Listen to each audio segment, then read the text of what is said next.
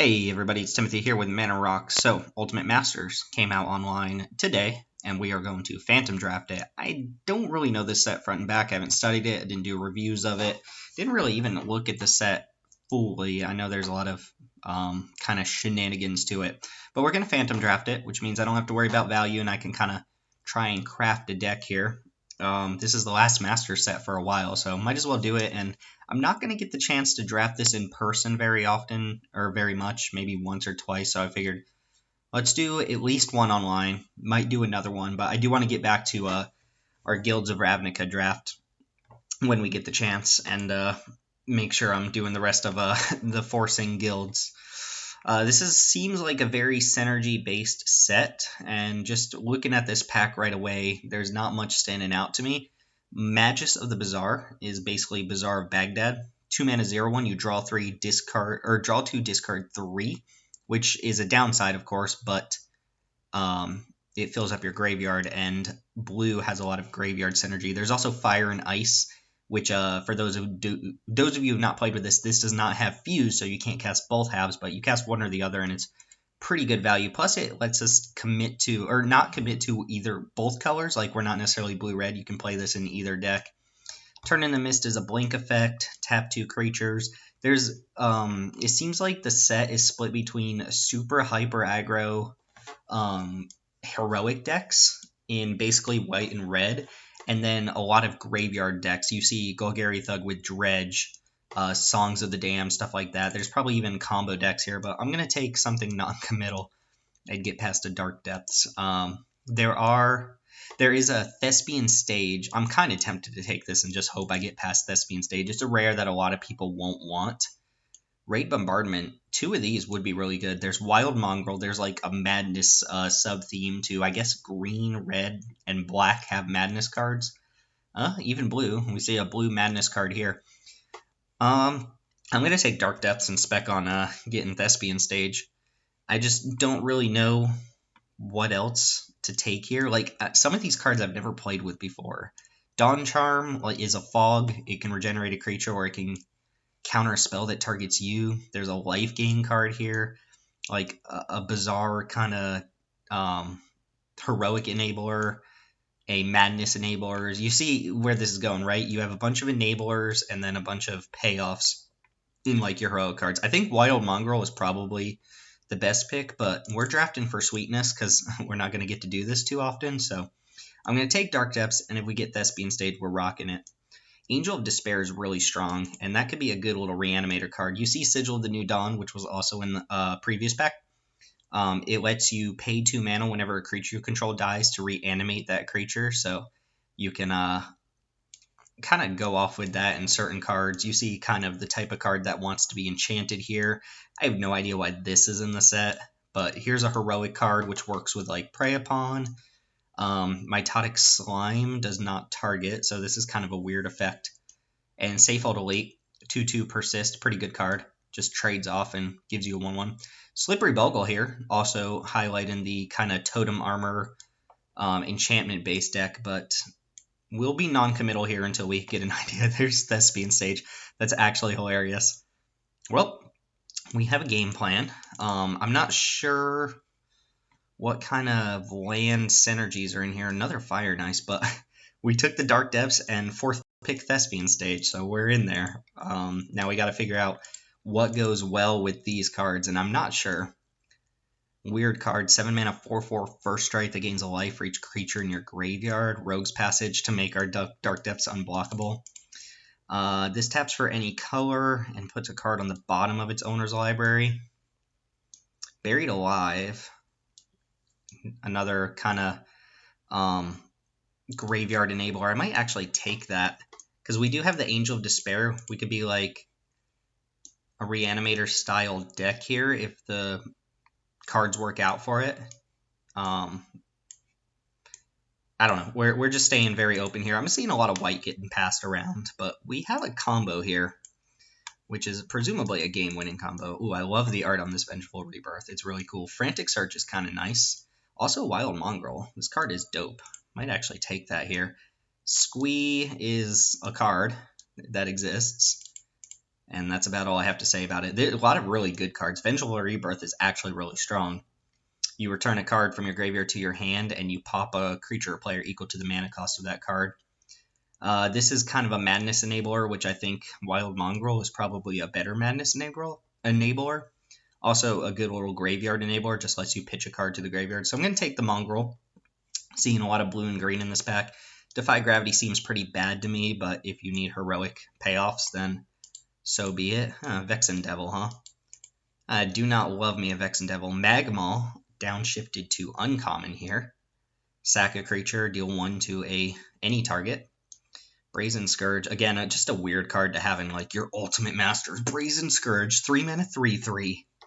Here's Plume Veil. I don't think Vexen Devil's very good. It's just 1 mana, deal 4 to an opponent. Unless you're super aggro, I don't see really a need for that. I might take Magmal. I just don't really have any synergy with my cards right now outside of my, 2020, but we shall see how this goes. Stream of Consciousness. Target player shuffles up to 4 target cards from their graveyard into their library. Okay. Soul's Fire. I guess there's Twins of Mauer Estate. Good little Madness card to go with this Wild Mongrel. I don't care too much about that.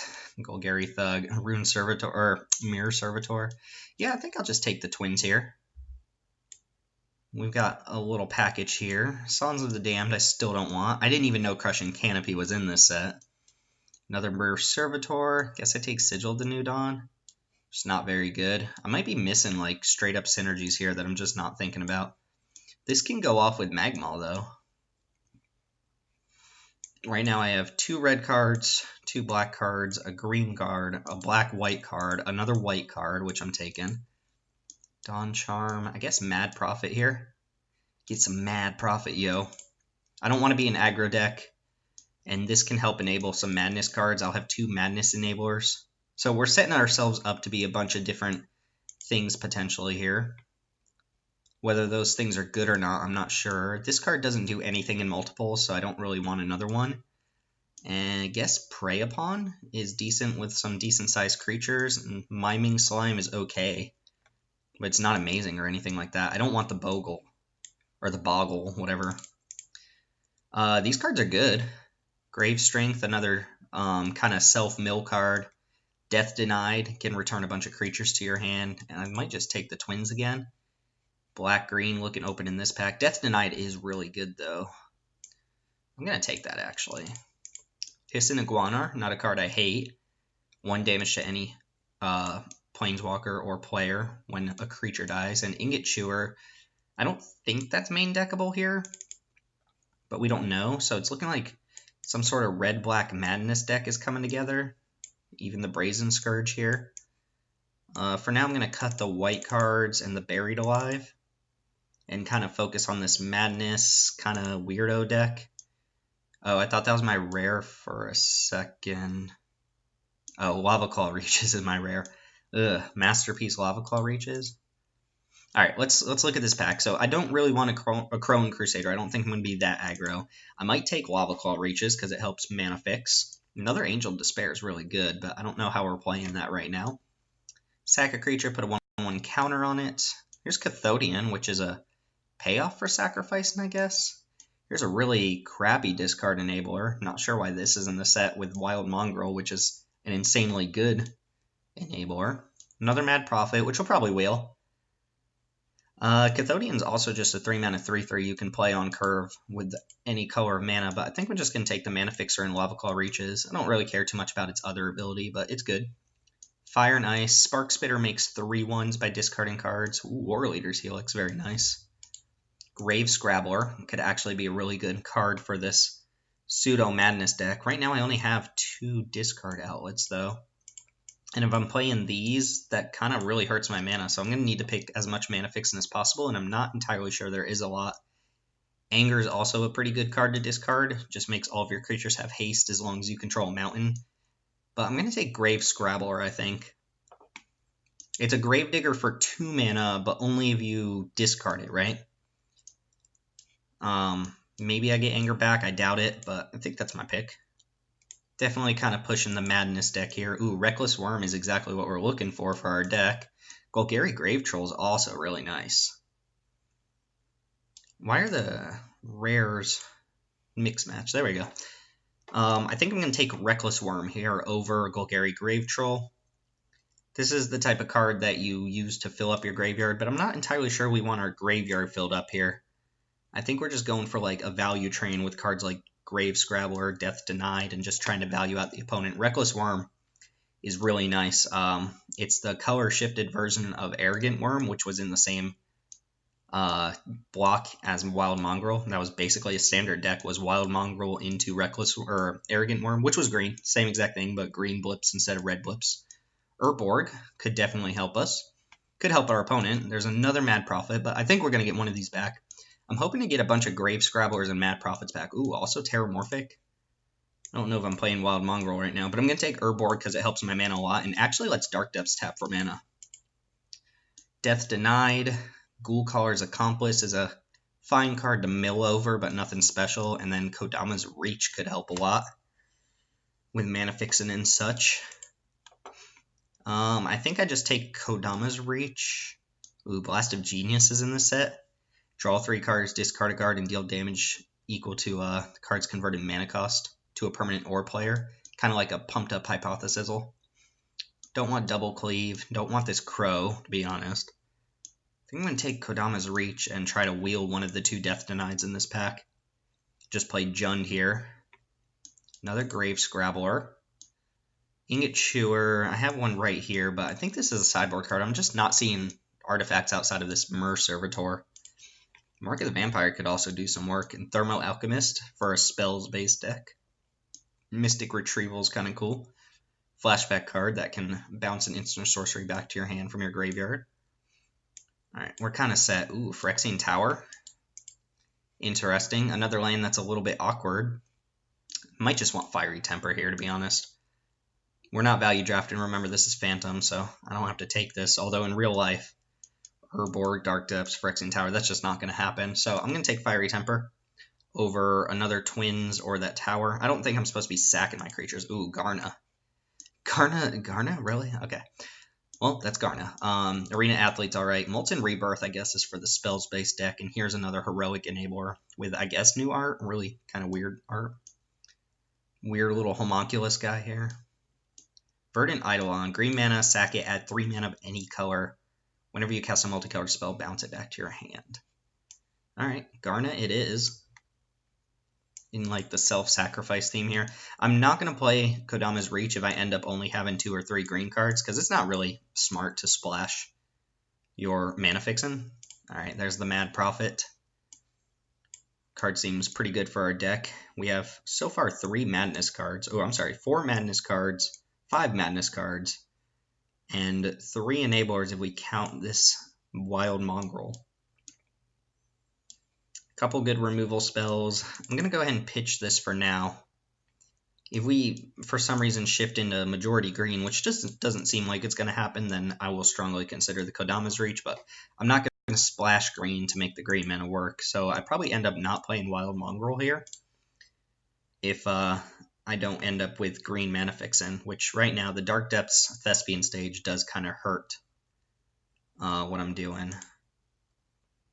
And the curve's alright. This is a 2-drop. Doesn't look like a 2-drop, but it is. I think I just want Spark Spitter here. This card seems a little weak to me, but if you can Madness out a creature and get 3 damage off of it, it's pretty good. Grave Troll Wield, so nobody wants to do that. I don't think I want Groundskeeper, although it's pretty decent with Lava Claw Reaches and not really Dark Depths. Here's Laboratory Maniac, which I didn't see the first time. This is what I'm talking about when I think there's, say there's probably combos. Guess I'll take Beckon Apparition as a sideboard card. Exile a card from a graveyard, make a 1/1 flyer at instant speed, so could be good against other kind of Reanimator style decks. There's some pretty busted cards in this set, so being prepared for a lot of the graveyard shenanigans seems like a good idea. I know it looks like I got a bunch of 5-drops, but I think we're going to be routinely able to cast these on 3. And these are pretty comparable cards. I don't really want anything out of this pack. Raid Bombardment's just not a card I can play, so I guess I take Groundskeeper. Another Death Denied. Just value out the opponent. Rakdos Shred Freak. not what we want, unless we feel like we need 2-drops. Alright, I'll take an Ingot Chewer. Ingot Chewer could be really good, but I don't think there's an artifact themed deck in this set, and we've not really seen any artifacts either. Alright, little 2-drop. This card's not good for my deck, but it's fine. Go ahead and cut the Wild Mongrel. Alright, Rune Halo is a little bit of a bust. There's Root Walla, which is a free Madness card. Gurmag Angler could be pretty good for us. Discard a card, regenerate. Ugh, this seems like a really terrible discard outlet. Ghoul Steed's kind of cool. Fits the Madness theme. Discard 2 cards, though, is a lot. I think I just kind of want Scrabblers, but Gurmag Angler could be a nice little top-end creature. I don't really have great ways to push in a win here, right? I think I'm going to take Ghoul Steed over Gurmag Angler because it does have the discard option, and 5 mana 4/4 is decent. Sanitarium Skeleton's also the type of card you can pitch for value, although it's very expensive to get back. I don't think I want Baskin Root Walla. I'm not green. Grave Scrabbler, I'm going to take Ghoul Steed here. Where's the other Death Denied? There we go. This is not a 2-drop. Ooh, Pattern of Rebirth. Really good with sacrifice effects. Not that I have many of those. Also really good if you have busted creatures to fetch out. So we have Unholy Hunger, 5 mana, destroy target creature. Spell Mastery doesn't matter that much. Moan of the Unhallowed, which is a fine card to discard. Makes 2 zombies. You get to flash it back for 7. And then Rowan Tembor, which is probably my pick. 2 damage to each creature without flying, and then you flash it back for 6. So it can be a sweeper against those aggressive decks. Also Faithless Luden, which I hadn't considered until I saw this one, because we passed one in the first pack. That's a good enabler for our Madness cards as well. Fecundity can also be busted in some decks. It is a symmetrical effect, though, so it works for the opponent as well. So instant speed, destroy target creature, or wipe a bunch of small creatures. I think I'm going to take the Tembor. And yeah, it kills a couple of my creatures, but that's fine. Through the Breach. That is a Through the Breach. What does that really do for us? None of our creatures are expensive enough that cheating them into play matters that much, so I don't think we take Through the Breach, but there's not really anything else. This card sucks. Yeah, this pack is pretty bad for us. Crow, I don't really want. I'm going to take it in case I get past like a random Emrakul in this pack. Goryo's Vengeance, another card. That's kind of busto sometimes. Right now, the only legendary I have is Garna, so that's not looking very good. Canker Abomination. When it enters the battlefield, choose an opponent. It enters the battlefield with a -1 counter on it for each creature that player controls. So it could be at most a 4 mana 6/6. Also Prismatic Lens, which is a mana filter, not a mana accelerant. Or I guess it is actually a mana accelerant, isn't it? That seems decent. I don't want Goryo's. It's either that or the Canker Abomination. I guess Mark of the Vampire is a consideration as well. I might just take this Abomination. I'm pretty solid 2 colors. It could help me splash Ice. Could help me splash Mongrel, but again, splashing the green doesn't seem necessary. Let's go and take this Abomination here. Ooh, Life from the Loam. Woodfall Primus. Ooh, Apprentice Necromancer. Geez, where did all this stuff come from? Necromancer's sweet. You sack this, reanimate a creature, but you sack that creature at the beginning of the next end step. Artisan and Kozilek, unfortunately, is a cast trigger, so cheating it into play with something like Through the Breach isn't exactly insane or anything like that. Life from the Loam is interesting, though. Not that we have very much that works with it. Woodfall Primus is extremely good, but we can't really play it. Otherwise, I don't really know what the pick is otherwise, and I've already got a decent number of playables here, so I think I'm just going to pick up, like, Artisan here and never cast it. Ooh, Seismic Assault. That would have been good with the Life from the Loam we just saw. That is also a combo. Golgari Charm's pretty neat. Does a lot of good things. Regenerate each creature you control is actually super relevant. Generator Servant, I don't think I want. Seems really good if I have super expensive cards like this Artisan, which I'm probably not playing in my deck that curves out on 5. Guess Seismic Assault could be a thing here. I don't really know what it does for us. Really, though? Guess Generator Servant's going to be my pick. Fecundity again. Fire Ice. Go down his reach. Mad Prophet. I don't think I want the third Mad Prophet, so we'll just take another Fire Ice here. Mage Rig Network. Interesting. Soul's Fire. Mark of the Vampire. I'll take Cathodium now. Just an on-curve creature. Not insane or anything. Grave Strength is actually pretty good with our double death denied, though. It can just brick, though, which is what I kind of don't like about it. Sometimes it's just 2 mana mill 3 cards, and that's all it does. There's the Root Waller. Here's the Scrabbler that we really want. And then Skeleton I'm not as into. Soul's Fire to any target. I didn't realize that was any target. We don't have particularly big creatures, though, so this doesn't seem that great. Guess I'll take Fecundity. And Patchwork Gnomes. I'm not going to play this 2-drop. This card's kind of bad. Take another Iguanar. Dang, Fecundity's uncommon. I just noticed that. I was just thinking there's a bunch of uncommon, or a bunch of Fecundities. This card can be absurd. I don't think I want the Connoisseur. Yeah, I'll take the Iguanar. Got a weird little deck here. Conviction here for the heroic triggers, I assume. Don't want any of this. Take Golgari Charm, probably not play it. And Fecundity number 15. Alright, so we ended up in Red-Black Madness with a potential game-winning combo in Stage plus Depths. Not really anything to make that work other than hoping you just draw them both at the same time, right? Dark Depths also kind of awkward because it does not tap for mana, but if we have Urborg out, it does tap for mana, so haha. I don't think I'm going to go out of my way to make the blue mana work here. So we have 24 cards, we cut 1. I don't think I'm playing Artisan of Kozilek unless the game is extremely grindy for some reason. I like all of the 5-drops. All of the Grave Scrabblers seem okay. Probably cut like Generator Servant or one of the Iguanars. It is a 3-mana 3/1. It has value over time. I'm not sure how good it is for us. Cathodian is not particularly amazing for us either, but another 3-mana 3/3, right? I'll cut 1 Iguanar. We'll run what we have here. And majority black, I assume, but no, we might be even split. No, majority red, actually. So 4 lands, we add 13 more, so 7-6 split. No green for the Canker, no blue for the ice.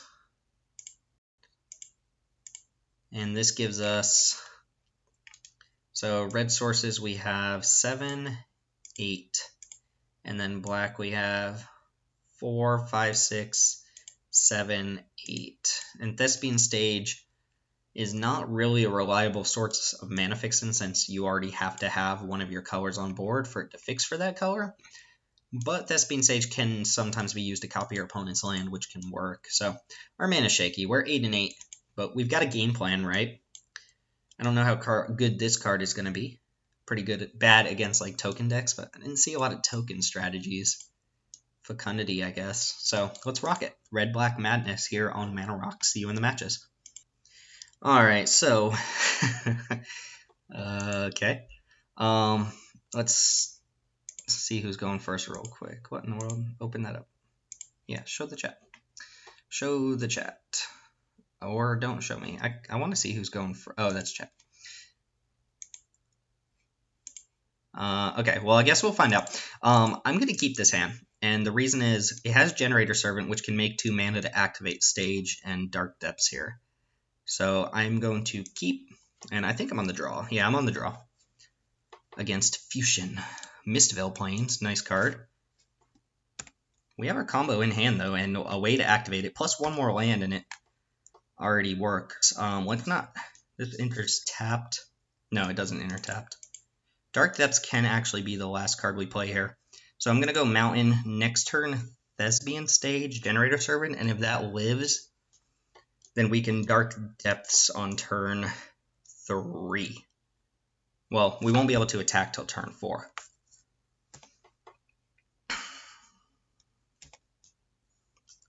Alright, so we'll play the stage here.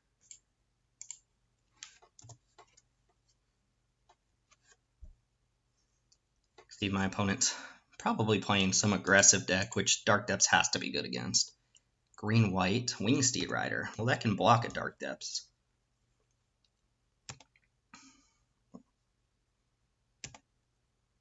Okay. Well, we have a plan, so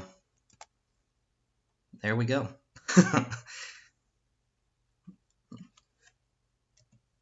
Gonna have to save this little screenshot. I feel like the opponent typing to me right now. Maybe not.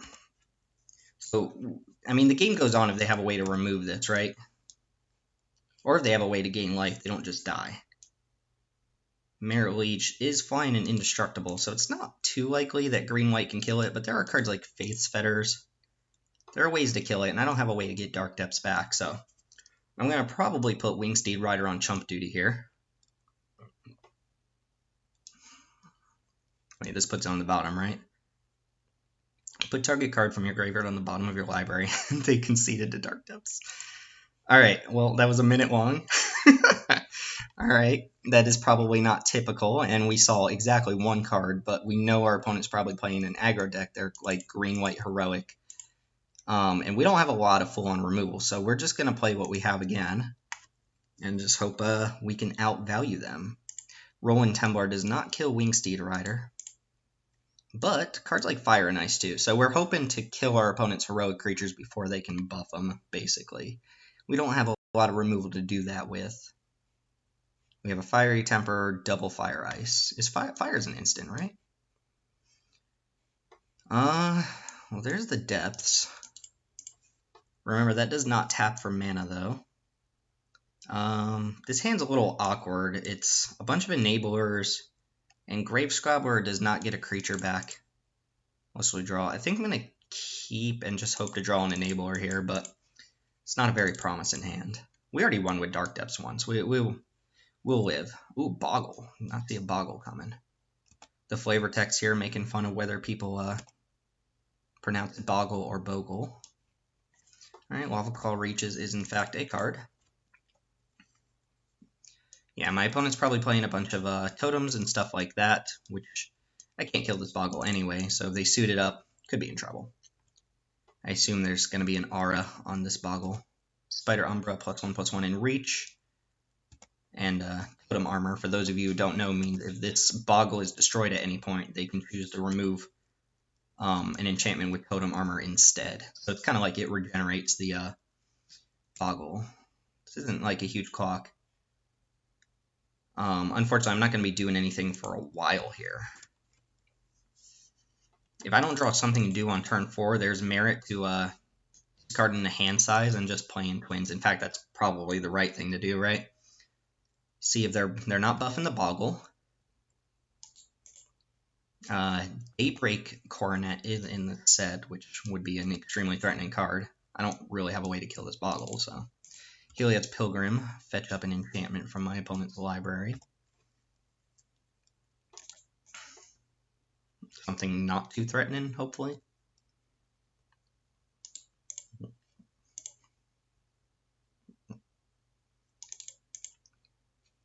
Let's see. Again, hopefully not Daybreak Coronet. If it's just like another +1/+1 Totem Armor, that's not really the worst thing.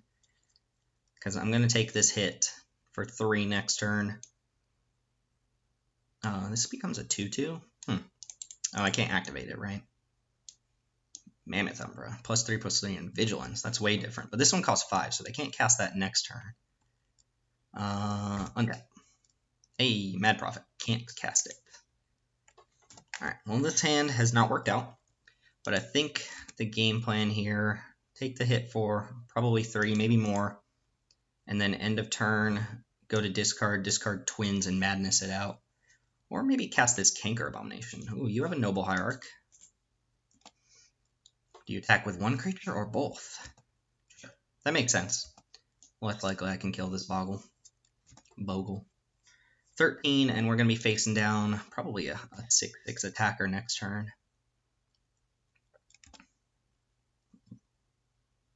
Yeah, our hand did not really come together here. Yeah, I can't do anything. Not very good. Oh, I wasn't supposed to play that, was I? Well, play a 3-3, which is pretty bad. I could play Mad Prophet and just accept the hit for 6. Probably put that here and attack for... Nah, it'd still be 6. I think I'm going to play Mad Prophet here. Canker Abomination as a vanilla 3-3 doesn't seem great. I can activate this at least once now, discard something not very good, like maybe this Death Denied, maybe even Dark Depths, and then start Madness cards out, which are probably on chump duty. I'm losing by a pretty fair margin. Here comes the Mammoth Umbra, I assume. Alright, on the Boggle, which means we have a block here, so I'm still taking 6 because of the Exalted here. And we're pretty far behind.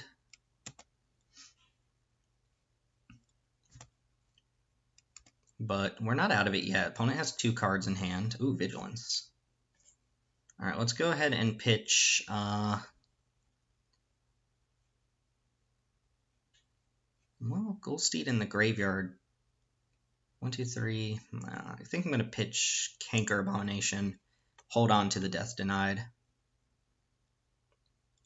Take 6 here. And then see what we can do. Alright, a little bit late, right? This does add mana this turn, though.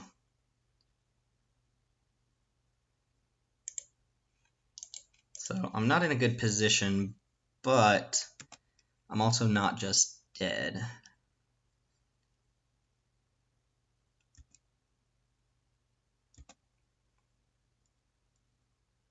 Oh, I guess I should have played Goldsteed there. Alright, if they just attack with the Boggle, that's fine. Because I'll just put out Grave Scrabbler and block. Go ahead and resolve Exalted.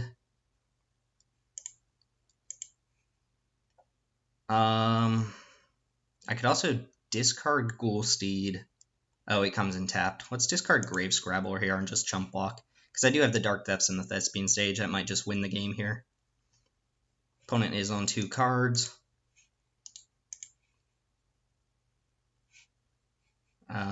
Yeah.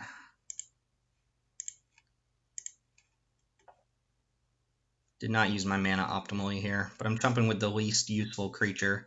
Get back the Canker Abomination.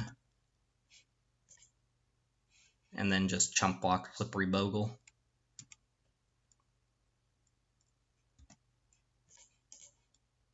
Don't even have to chump here. I might need the blocks for next turn. Yeah, let's go to 1. They have a pump, they have a pump. Alright, I will go ahead and copy Lava Claw Reaches here. Let's make another red-black land. This retains its own ability, so we can still copy Dark Depths.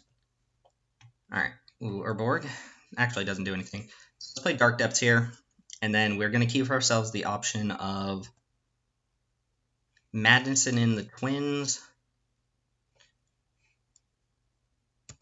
or Activate in Dark Depths. I think I can do both, yeah. In fact, if they attack... Let's see if they attack or not. Because this has Reach, so they're not just dead to Dark Depths. It doesn't trample.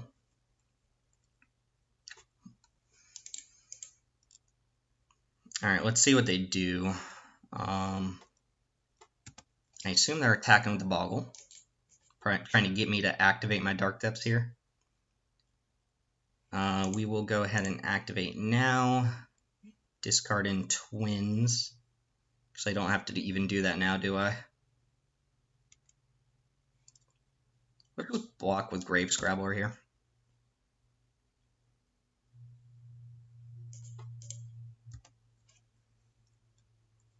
Because at the end of turn, I can bring out Twins and activate Dark Depths. I don't want to do this mid-combat. Alright, so we are going to discard Twins.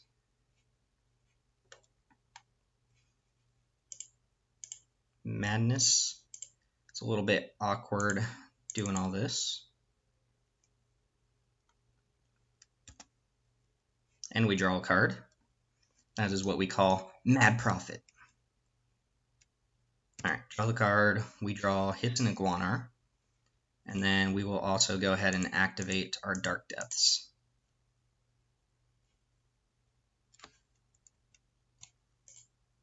Oh, never mind. We can't do that. I don't know why I'm thinking we can do this right now. Yeah, we can't. Maybe we should have just activated Dark Depths there. We kind of messed up, though. So I'm going to go ahead and play Urborg. I don't think it's going to fix my opponent's mana. And it also lets this tap for mana to activate the Thespian stage. I was being dumb there. I have to pay 2 and tap Thespian stage, and I only had 2 mana. So it's basically 3 lands plus tap Dark Depths. Here, I'm going to probably just cast a creature that costs 3 or less. Oh, I can actually cost a 4-drop here, can I? Because Dark Depths plus land, tap, tap, activate, turn into Dark Depths. Yeah, so I can cast a 4-drop here. And then next turn, if things go really wrong, I can cast a 2 3-drops. So this is going to come in with 3 -1/-1 counters, 4 mana 3/3. It's about what I imagine it would be. Surprise! My opponent has 3 cards in hand. I feel like they've got interactive spells for the Dark Depths. Otherwise, why attack into it, right? But I feel like they're trying to get me to do this before the end of their turn so they can slap like Faith's Feathers or something like that on it. So I'm expecting another attack here. And I think I'm going to go for the double block with these 2.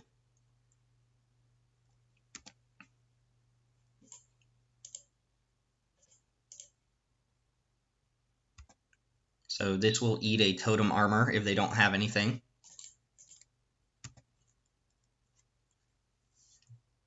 Oh, Totem Armor also removes lethal damage, so it's not like it dies from damage afterwards. Alright, so they kill the twins.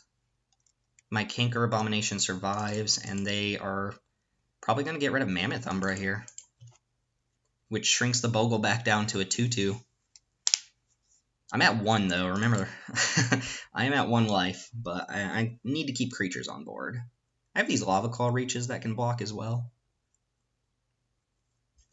Alright, so they get rid of Spider Umbra, which means they are casting a flyer, or they have a plan for Marit Lage.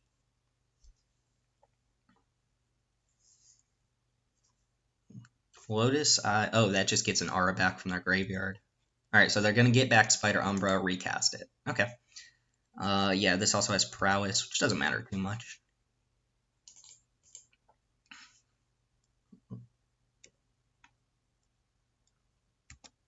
I might as well activate Mad Prophet as well. Probably discard Ghoul Seed.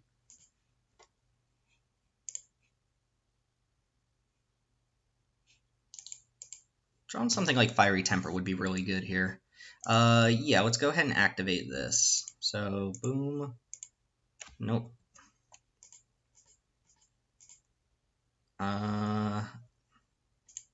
Lots of abilities.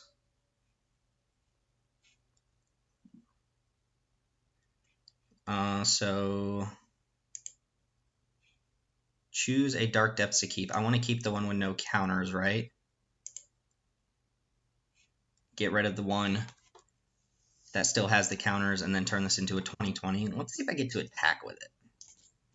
I might not even be able to attack here. I need to be able to block 3 creatures. Ooh, Garn is actually a great draw there, I think. Lets me get the surprise chump or surprise block. Alright, so I'm going to attack with, well, if I attack with Marit Lage, I do leave myself dead to a combat trick. So maybe I wait a turn here.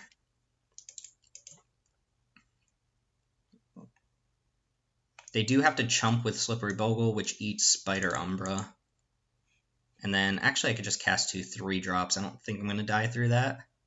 So let's attack with Lage. Oh, no. Was I in combat? I guess I was already in combat. That's bad. Oh well. We're going to go ahead and cast 2 things. I thought I was in main phase. So we're going to play out 2 creatures here. Hope my opponent can't just jam into 2 creatures. Could also bring back Ghoulsteed. Alright, here comes the trick for the Marit Lage, I guess. Turn into Mist. Oh, just blink it. Alright, I mean, that works too. Bye-bye, Marit Lage. So it did not matter. They had a trick.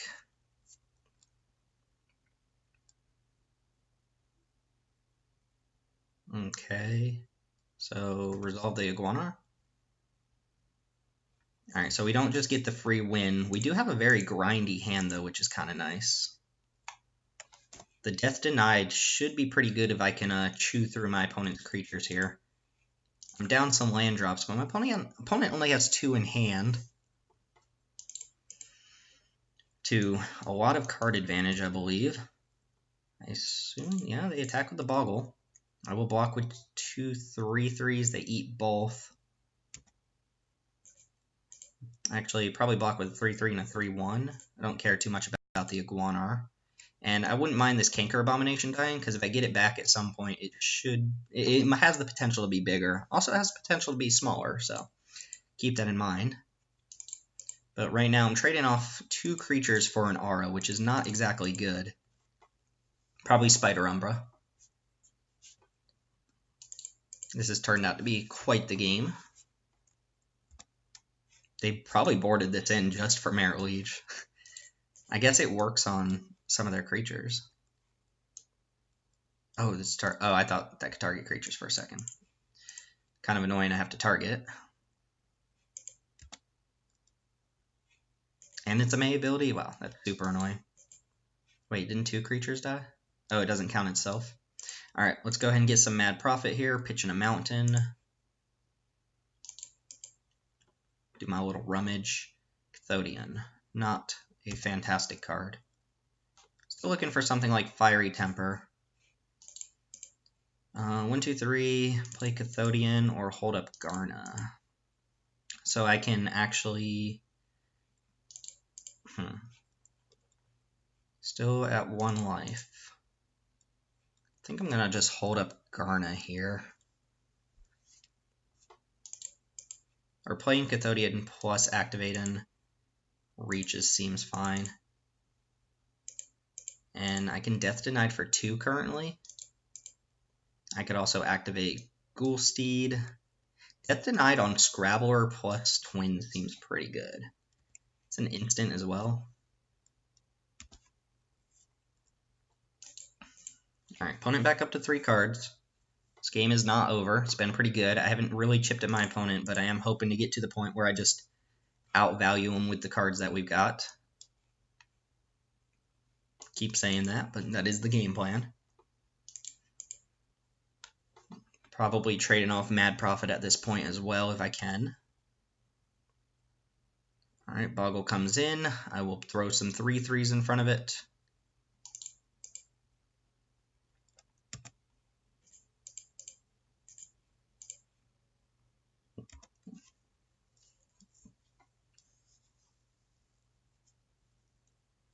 Ooh, actually, hold on a sec.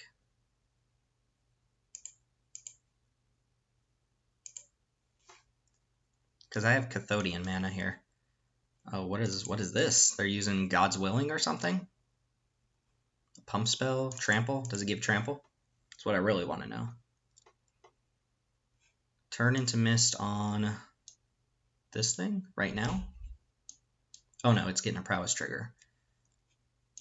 Next end step. Oh, so I just lose Cathodian? Okay. I mean, that's fine. I get to keep my Iguana around. Dang, they brought in 2 turn to Mists. Alright, so we have that mana. We're still in damage step. I'm going to activate. If we have a creature, I might discard and then cast Garnet with the colorless mana. Or actually, I can Death Denied for 1 billion now. Actual billion. Ooh, Fiery Temper as well. Alright, so we are going to Death Denied 1, 2, 3, 5 creatures back to my hand. Canker Abomination's starting to look a little bit worse.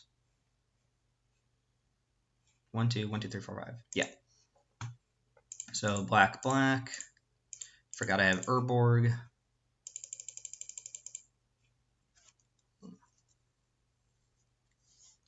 And the value train keeps on rolling. Nice little draw 5. Maybe I should have kept Goldstein in my graveyard, but it's fine. Hey, more creatures on board is not good for me. Ooh, that's actually really bad. Well, we'll Fiery Temper that one. Hopefully they don't have God's Will, because I'm probably going to do it on their turn. Oh, they had 2 creatures? Okay, this is looking really bad now. Enters the battlefield. Enchant can't be the target of spells or abilities your opponents control. Well, guess I'm a turn too late. I don't think I can get rid of that. So I think I'm going to lose to not the Wingsteed Rider, but the Shielding Plaques here, which is unfortunate. I don't have any flyers. Plus I got to be able to block 3 creatures. Alright, that comes back. Reckless Worm, not going to do it. So yeah, I guess. Yeah. Alright, dead to the untargetable Wingsteed Rider. Well, unfortunately, Ingot Chewer only hits artifacts, not enchantments. Golgari Charm does hit enchantments. I wonder how good that is. Beckon Apparition didn't seem good. A lot of my other stuff didn't seem very good either. Hissing Iguanar seemed pretty poor, actually. Is there a way to make this work without stretching my mana? I don't think so. My opponent is playing green, so Thespian Sage could be a green source pretty reliably, but just get stuck on green mana. Doesn't work out for me. They have 2 Turn to Mists, which is not exactly good against me, but very annoying. I think I'm just going to have to go for the value plan again. Hope I can beat their enchantments with bigger creatures and value, but I don't know. Did not work out that time. They do have a plan against Dark Depth, so we can't really rely on that, but it could also just be a free win, so we're going to keep it in the deck, I believe. Roland Temblor seems decent against this opponent. All of the creatures they showed us do die to it, except for Wingsteed Rider. As long as they haven't been buffed up. We can play around our own Roland Temblor, plus our creatures that really matter don't die to that. But, I mean, at least we got to showcase what our deck was trying to do there, right? We did get 5 creatures back with our Death Denied, and had they not had specifically an enchantment that makes their thing untargetable, we probably would have been able to grind that out, I think.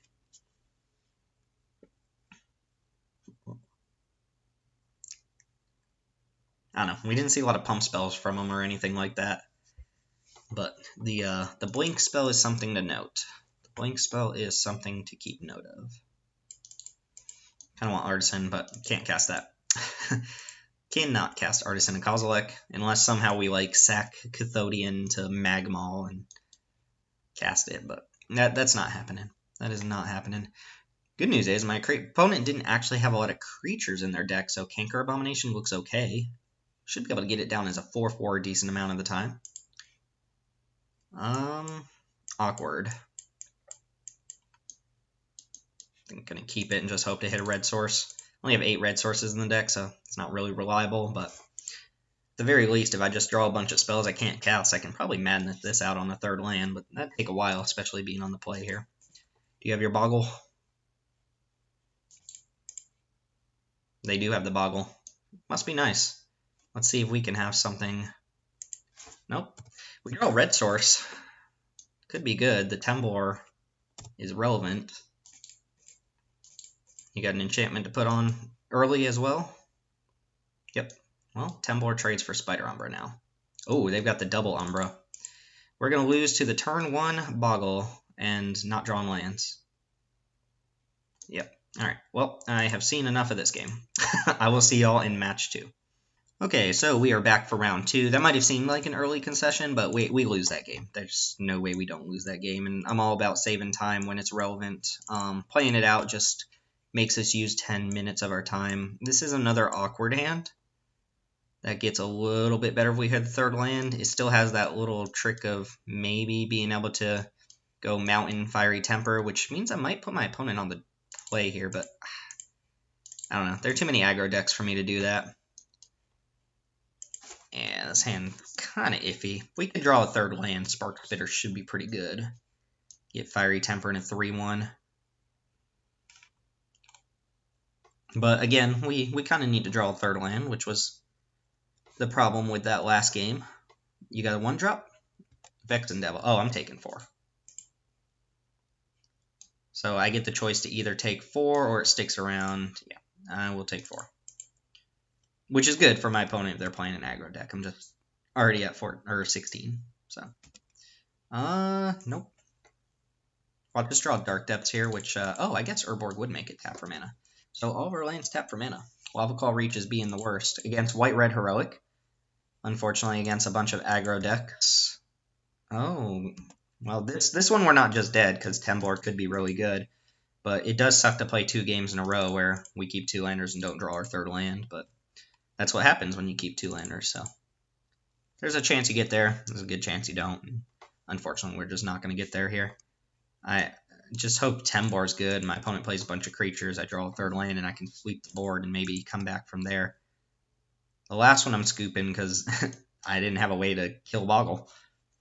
That Boggle is just going to force me into a position where I'm chump blocking so early. But here, we might be able to actually make a comeback if we draw lands. Even if we miss one this turn, which we are going to do. I can actually cast this Grave Scrabbler. Or I could cast Fiery Temper. I'm going to cast Grave Scrabbler here. So go to cleanup, discard, madness this out. Normally you can't do things on your cleanup step, but if an ability triggers during cleanup, it puts an instance on the stack, which people are allowed to then respond to. So now I just have a 2-2. The heroic trigger on Arena Athlete is, oh wait, what? You may return target creature card from a graveyard to its owner's hand? No, thank you. Oh, I have to target it and then say no? Nah. I don't really feel like giving my opponent their Vexen Devil back. Like I was saying, if they target Arena Athlete right now, I can't block this turn, so I'm still taking damage.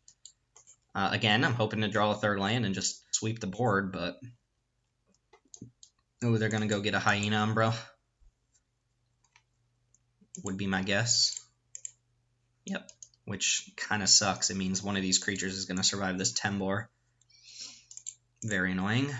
Actually, I'm going to block that Arena. Oh, no, I can't because of the heroic trigger.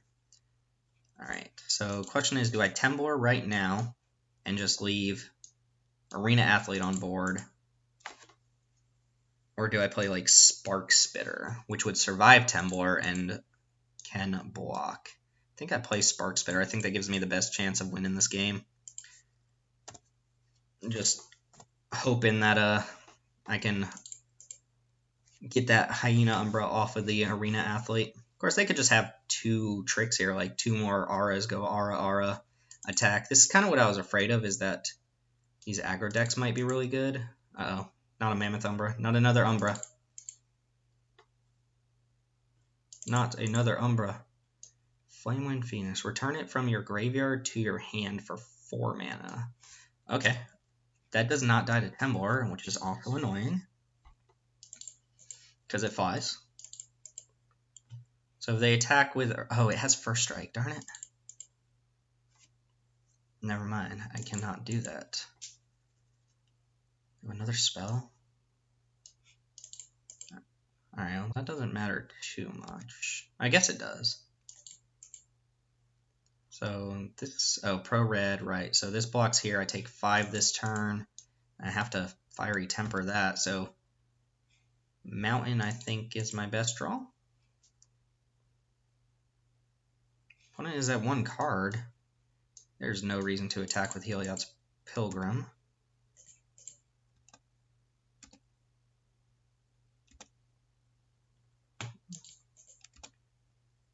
Oh boy. Alright, so we did not draw it. So I don't think I can stop myself from dying here because they played a 4-2 flyer.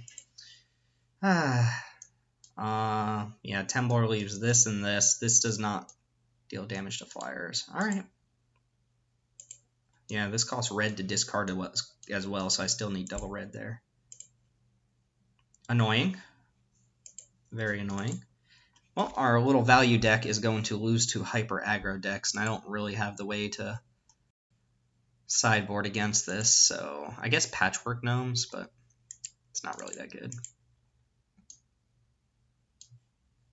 Fire Ice would be really nice. Ugh.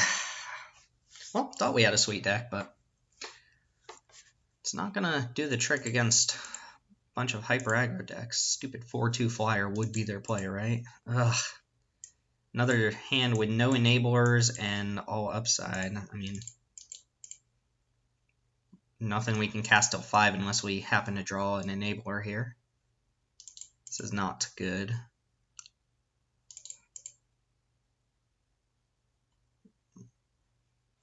Probably supposed to mull this hand.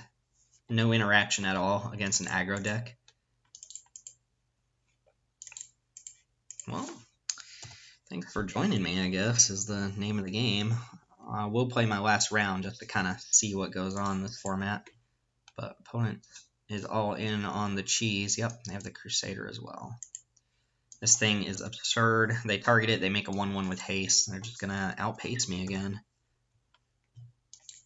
By the time I cast my 2/2 on turn 4, maybe we can get back in the game with this, but it depends on how much damage I take up until then. Drawing Temblor would be amazing. Drawing a 3-drop would be good. Or drawing a bunch of land. Alright, well they didn't cast anything at all there. That's good news. So I can cast Mad Prophet. We have 2 Fire and Ices in our deck as well, which would be really good against Crusader and a lot of other things, but we have not seen Fire and Ice at all in any of our games, which kind of sucks. Would have been relevant in a number of them. This one, last one, the one before it. Alright, so attack for 1, do nothing. Interesting. Let's go and drop the Urborg here. I doubt my opponent's Splash in Black. Play Mad Prophet and pass. If it dies, it dies. But we'll just hard cast Reckless Worm next turn. I should not auto-yield. I might want to activate this in response to them killing it. They didn't play another creature or an aura, so I'm wondering if they're holding like God's Willing or something like that. Just reactive spells. Kind of what it feels like. If they attack into this Mad Prophet, then there's some suspicious action going on. But I'm not about throwing away my creature right now, especially the one that enables my things. Oh, Phalanx Leader. Card's absurd. Whenever you target it, puts a 1/1 counter on all of your creatures. Man, my opponent's got a pretty good Theros deck going on here. While I'm playing Shadows over Innistrad. Yep. God, these Umbras are very annoying. So they just made a 3/3 and a 2/2. And I can't really block. They didn't block with their... Oh, they just played it. Yeah, that makes sense. Play another land.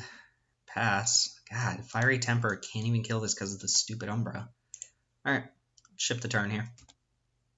Hoping Reckless Worm's good. And it has First Strike, which is, again, annoying. I cannot Madness this and also cast Fiery Temper. Vexing Devil. I will take 4. It's not actually the worst thing in the world for me. That's one of their cards. Basically direct damage, and that sucks, but... Do you wish to take 4? No, not really, but I will. Do you wish to face down a 4/1 while your opponent has a Phalanx Leader? No. Why are you asking dumb questions? Alright, here comes the target. Emancipation Angle. When it enters the battlefield, return a permanent you control to its owner's hand. So they're going to... please return the Hyena Umbra. They have to return a permanent. Probably just return a land here. They've already played their land, so... 1 red instant. I'm sure there's something, right? Alright, let's go ahead and activate. Discard Reckless Worm. And block Phalanx Leader. Hope there's not like a 1 red trick of some sort. Yes, cast. Red, black. If we can kill Phalanx Leader... Oh, right, it trades for Hyena Umbra, but... We're going to probably have to Fiery Temper Emancipation Angel. Generator Servant's pretty blah. Alright, let's hope this works.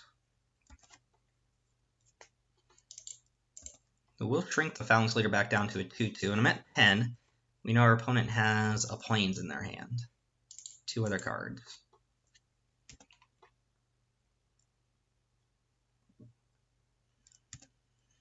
Okay. Probably a good chance I should just kill this right now, right?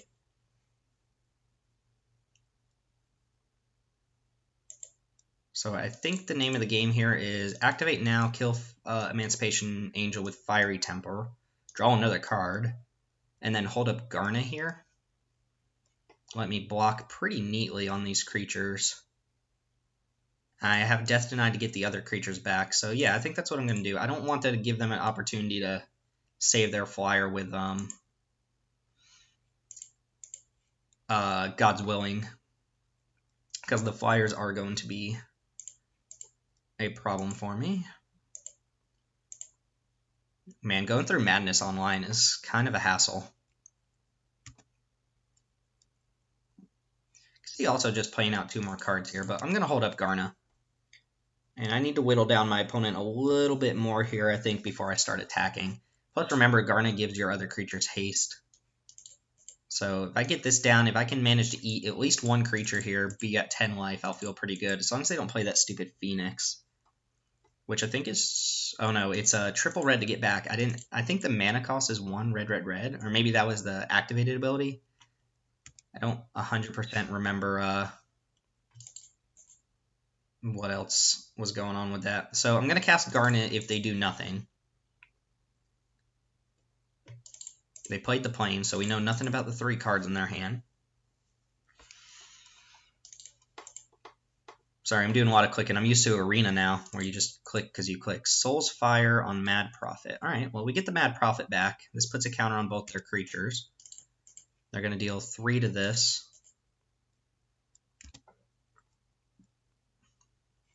We kind of draw a card off Garna here. Obviously, they did that to get some cards back, but that's fine.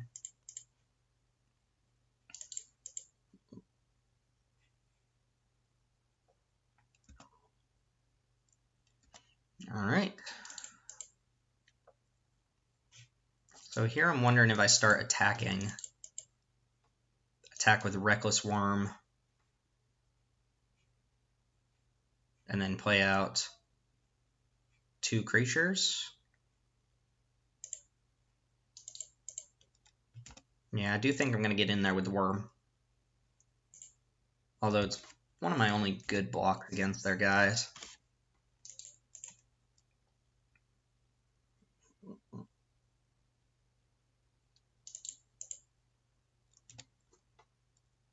Not feeling great about this. Alright, so let's go and play the Maddest Prophet.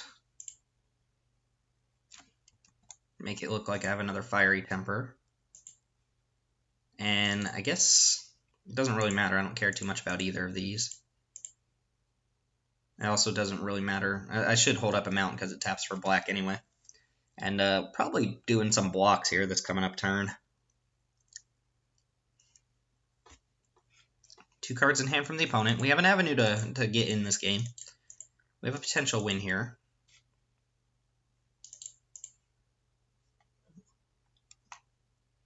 If they make these too big, I can't really attack into them anymore, which is problematic.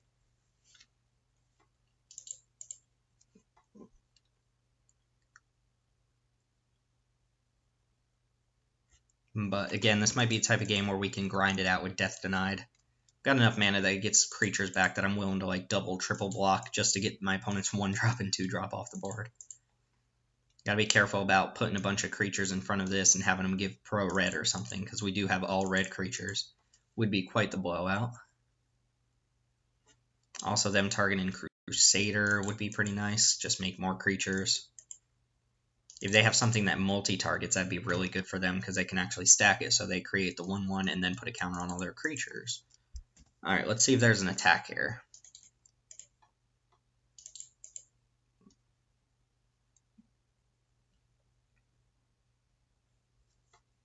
Two cards in hand from the opponent. Looks like they're probably Some combination of lands and pump spells or targeted spells. They did nothing. Alright, Cathodian is, I guess, a card that exists. Play this pre-combat. I did not discard with Mad Prophet. I should have. Oh, actually, you know what? It's basically just strictly better to tap all the black sources here because the mountains tap for black. We're going to play Cathodian so we have one more creature that can attack this turn. I don't mind attacking with it. Although it might be attacking to its death here.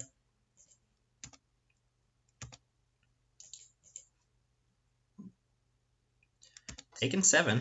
I like that. We might be able to just push in for a win at some point. And question is, do I want to play Generator Servant? Just have another creature? I don't think so. I think, 1,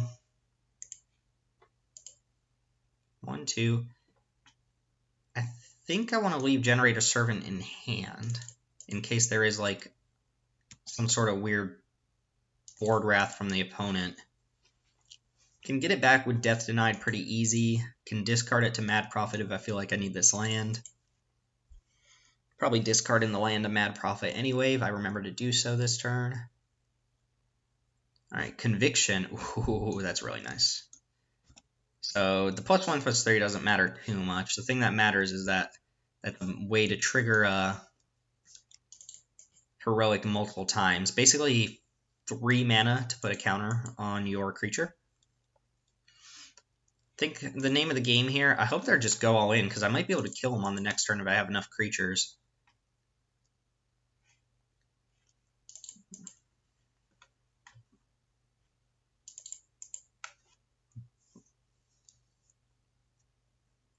I assume they cast Conviction again.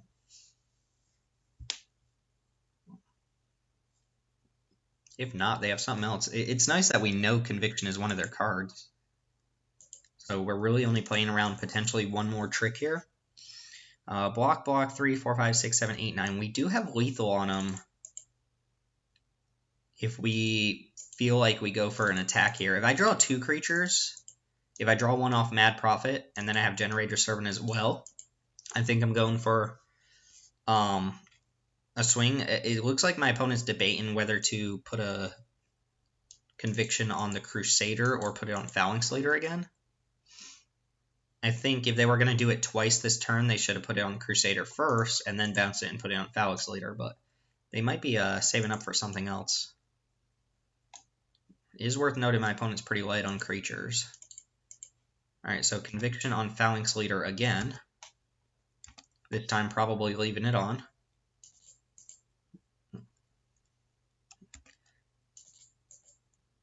And no attack. So question is, do we go for the win here? Let's see if we draw another creature first. Temblor. That's pretty bad. Yeah, that's pretty bad. Alright. Untap, draw, ooh, Spark Spitter with haste. So I can play Spark Spitter. I can activate it, make a 3/1, play Generator Servant, attack with this, the 3/1, and all of my creatures. They block big boy, they take 3, 4, 5, 6, 7, 8, 9, 10, 11, 12. So they actually have to have some way to gain a life here or a fog. Dawn Charm would be extremely bad. But what does Dawn Charm do? Regenerate a creature or fog? I feel like if they had regenerate a creature, they would have swung here. Ugh. I think I'm going to go for it.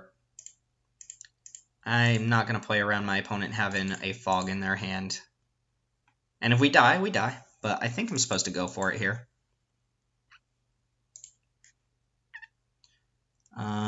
Yeah, discard Temblor, which is terrible in this situation.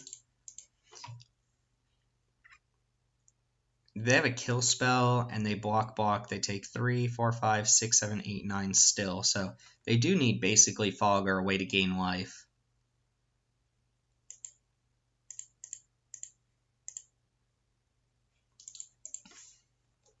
I could attack with one less creature here. Nope, going for it. Do you have the Dawn Charm, which I think costs 1 and a white?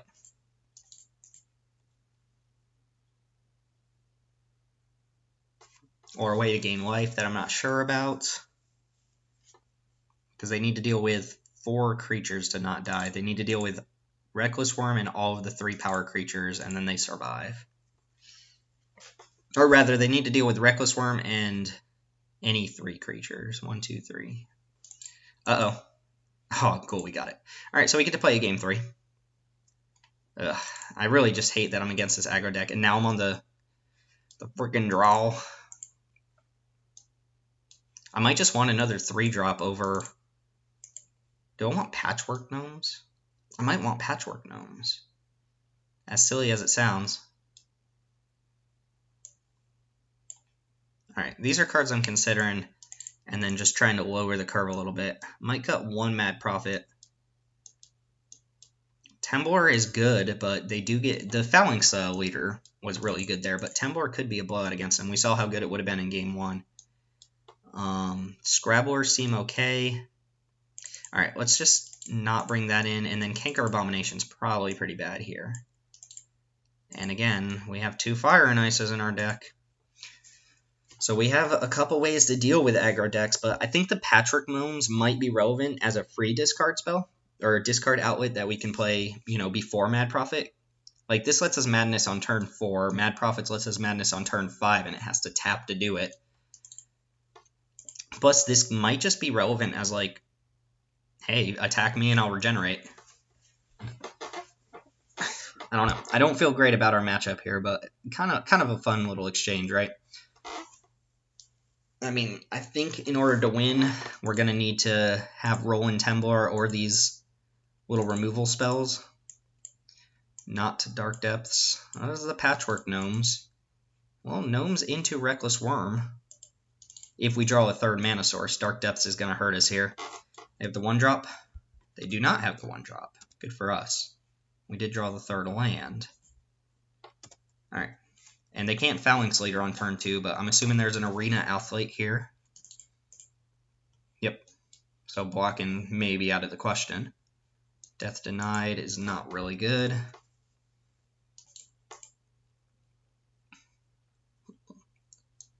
Alright, Patchwork Gnomes, hopefully going to do a little bit of work. Let's see if they pump up this Arena Athlete, though. Alright, double white, so they can play Emancipation Angel, they can play Phalanx Leader. Or, okay, Conviction's not the worst. It deals 1. They can bounce it back, sure. Oh, and the Hyena Umbra? So going for the 4/5. 4/5 first striker, very annoying here. Dang, do I just lose to a 4/5 first striker? Probably.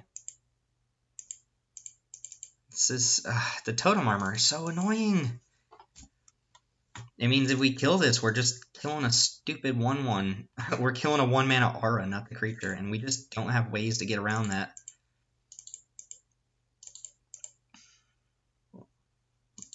Maybe I draw Thespian Stage and I can just steal a game. This can buy some time.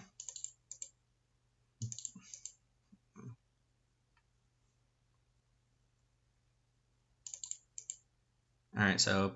Oh, opponent also has the little Conviction trick here that they can use on the Arena Athlete to make it so I can't block. Which is actually super relevant. They're going to attack. I don't think I block here. The Iguana is pretty poor, so I might discard that at some point to just regenerate this thing. I'm at 12 already. Mad Prophet of their own. Okay. It's going to be basically a looter for them. Thespian Stage. No. Alright, Dark Depths, and we'll just discard here. Reckless Worm and Patchwork Gnomes doesn't even block. I don't feel very good about this at all. Alright, activate the Prophet. Where was our Fire and Ice? Probably would have zapped this off. 1/1. First strike here is just so problematic for me, because I can't put this into play and then double block. They just first strike off the worm, and then I don't kill their thing anymore. I'm going to have to go for like some sort of triple quad block here if I'm not dead. I do actually, if they don't make this Patchwork Gnomes unable to block, I do get to just chump, Are they putting another Hyena Umbra on this Athlete? They're pretty all in here. Alright, so I won't be able to block this turn. Going down to 7. They don't... Oh, they attack with Mad Prophet? Alright, discard Reckless Worm. I think we need Thespian Stage to win this game.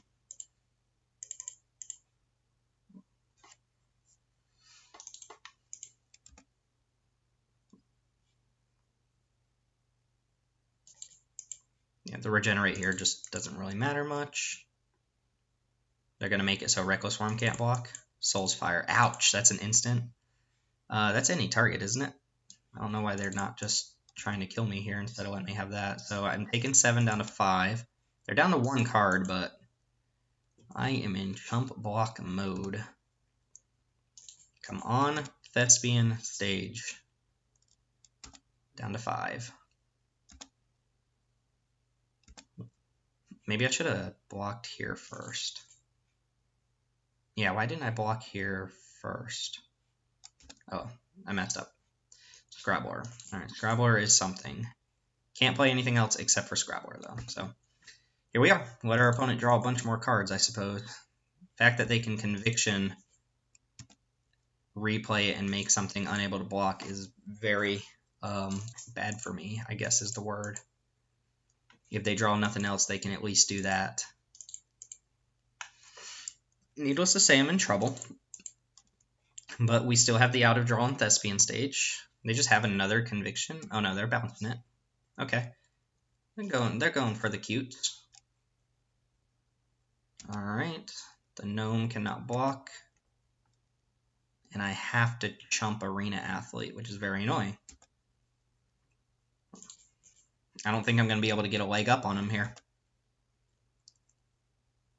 Because this can just keep attacking. They're going to kill me with Mad Prophet. Alright, activate, discard Grave Scrabbler.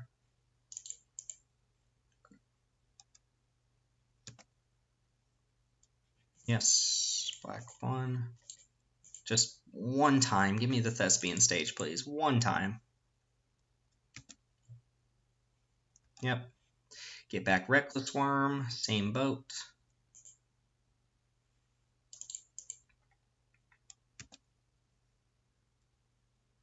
And then Scrabbler has to jump here.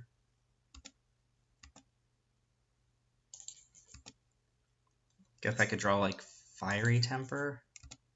Urborg would be relevant as well. Thespian Stage. Thespian Stage. Swamp. Doesn't really let me do anything different, does it? I cast a 4-drop. Still chump. I mean, that gets me closer to the Thespian Stage, though.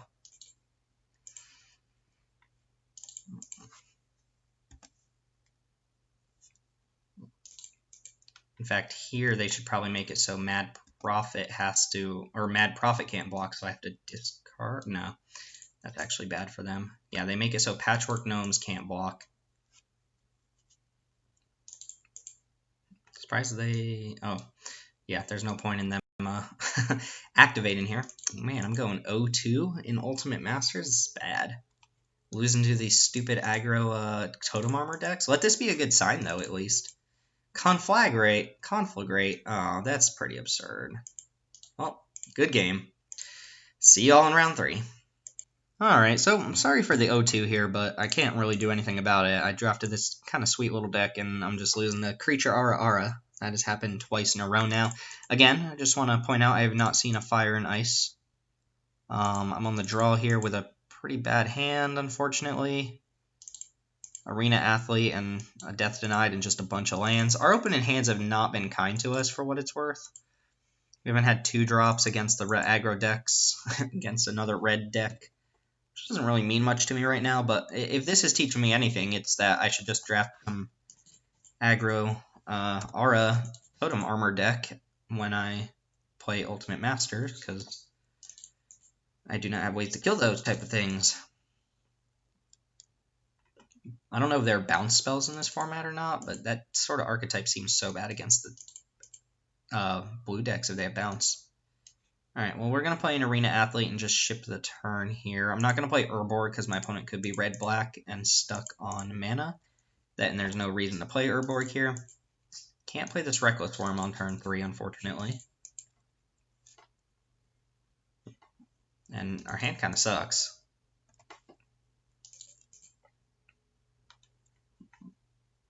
Adun Toridas. Alright, well, looks like we're not going to have too much fun at all since the opponent's mana screwed here, but we're going to jam for 2, play land and pass.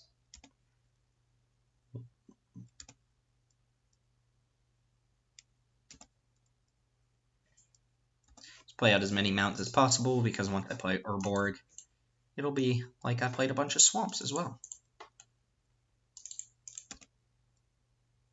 Alright, Mad Prophet. I think I'm just going to attack with it, although I have a bunch of lands worth. It does exist. We have a Fire Ice. Can't. I would probably ice them on their upkeep if I had blue right now. So the question is, do I play Mad Prophet and attack, or do I just try to loot away a land here? I think it's worth just attacking this turn. Again, hold off on Urborg until I see another color from the opponent. Yeah, I'll get in for another 2 here. My deck's not particularly good at closing out the game, it seems. So get in some chip damage while we can.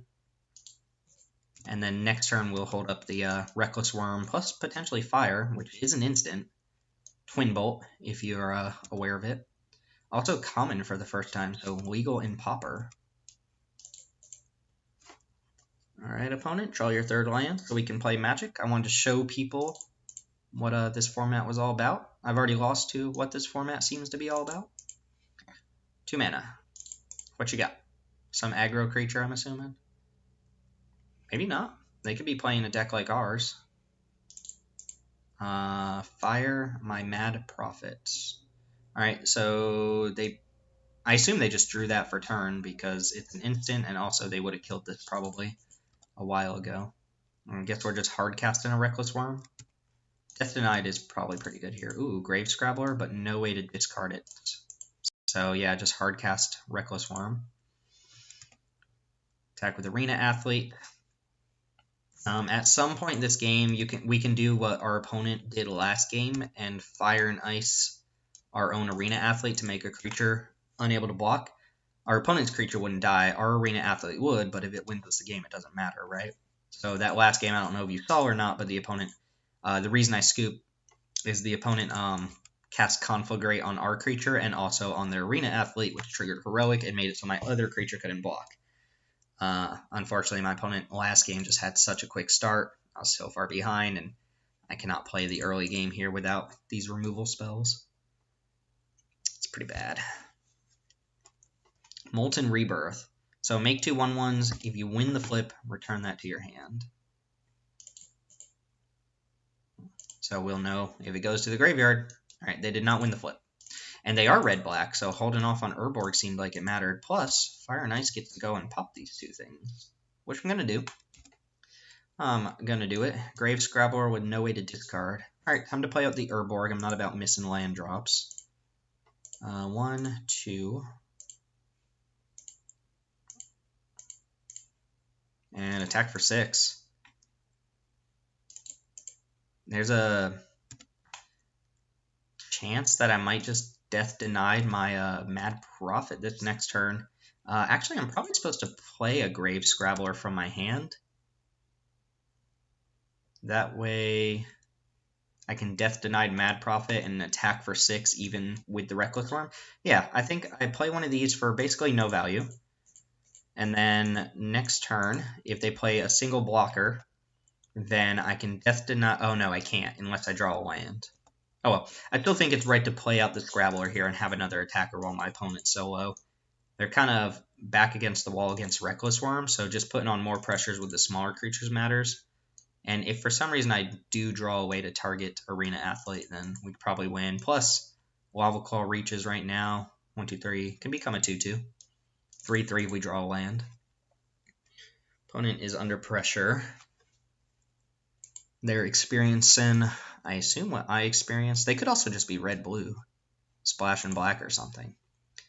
Not too much of a game there. Also not enough that I'm willing to change anything out. Iguana is actually pretty bad against the Molten whatchamacallit. Same with Patchwork Gnomes. And yeah, I just don't think I want anything here. So run it back and see if we can play an actual game of Magic. Trying to avoid the 0-3, the coveted lose every match.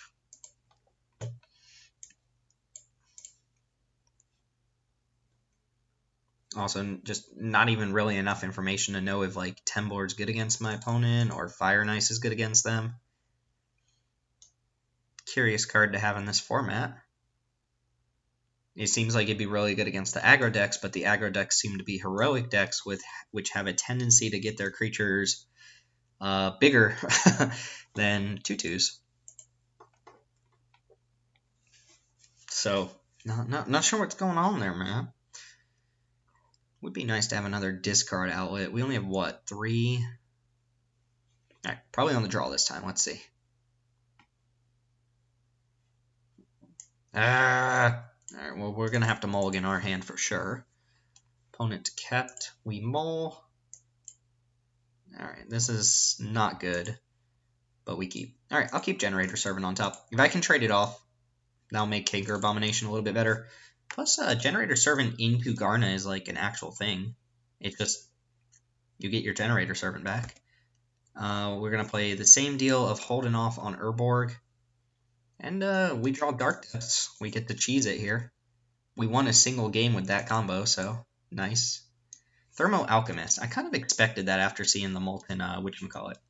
So those of you who don't know, this taps to deal damage to me, and whenever they cast an instant or sorcery, they get to untap it. So basically, instants or sorceries deal a damage to me, but this gets to ping me along the way. Thankfully, it's an 0-3, so I can attack through it, but we've already seen Fire and Ice from the opponent, so Generator Servant not going to do too much.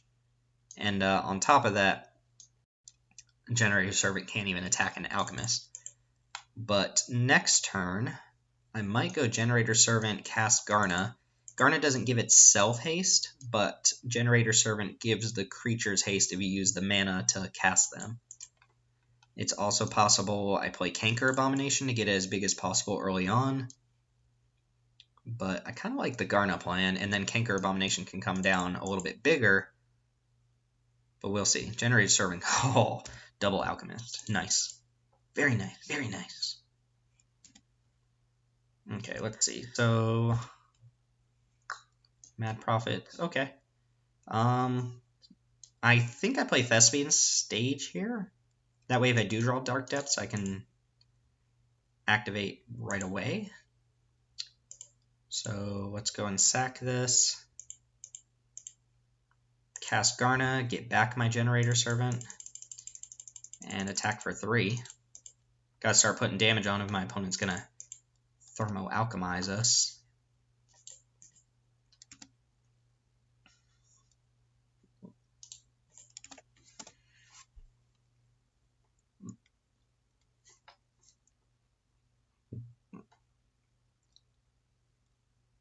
Alright, pinging us, and taking 3.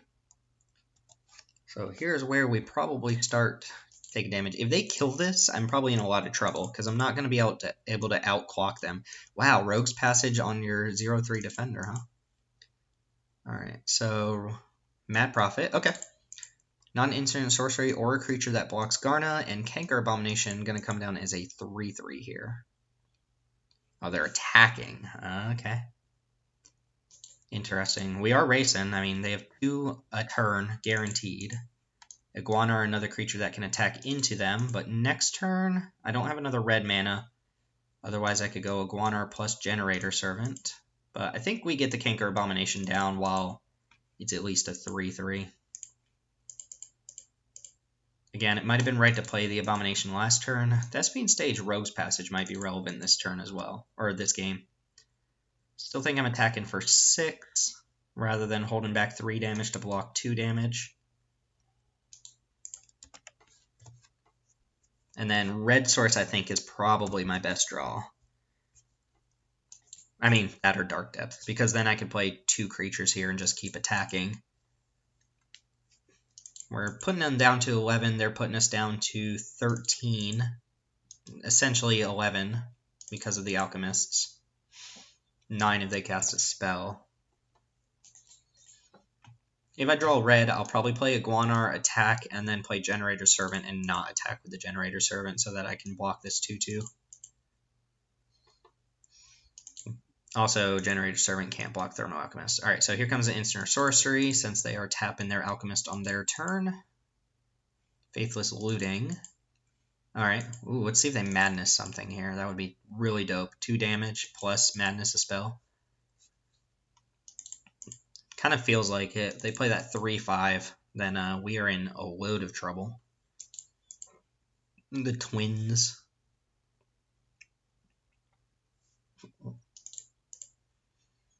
Opponent will have 3 cards in hand.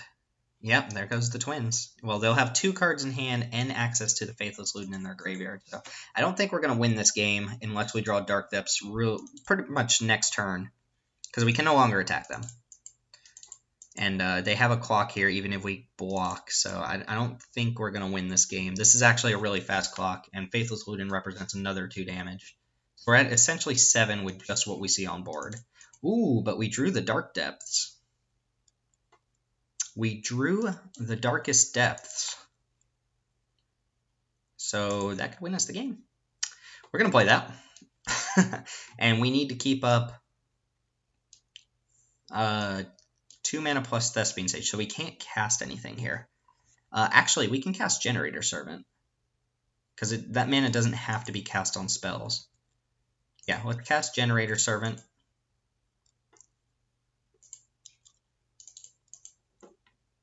And then pass the turn. And we're just going to do as much blocking as possible and hope that my opponent doesn't have like an instant speed bounce spell. Because we're going down to 9. On their turn, that's basically 7. They have a Rogue's Passage, which they can't really use because it uses all of their mana. I have blockers for these things, so let's see if we can get there with Marit Lage for the second time, even though it'll still only put us at 1 and 2. So we can count Rogue's Passage out. Faithless Looting uses a lot of their mana, although it does put us down to basically 5.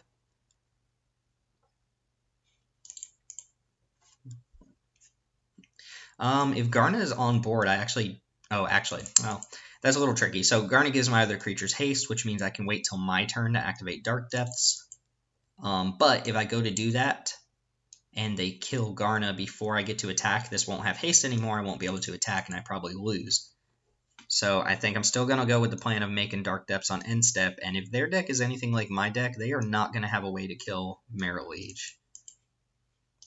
They can make it unblockable.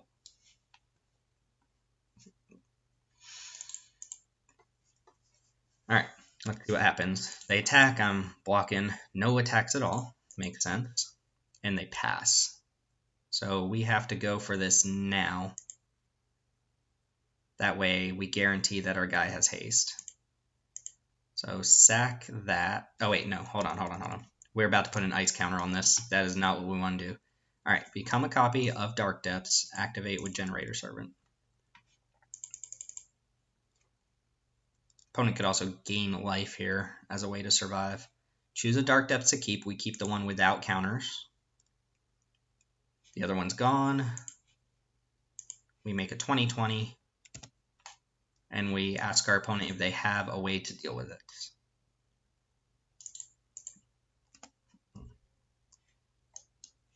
Alright, I'm gonna play Urborg and attack with a 20/20. They didn't cast Faithless Looting. They might have something here. Destroy target creature doesn't work. They have a way to gain life.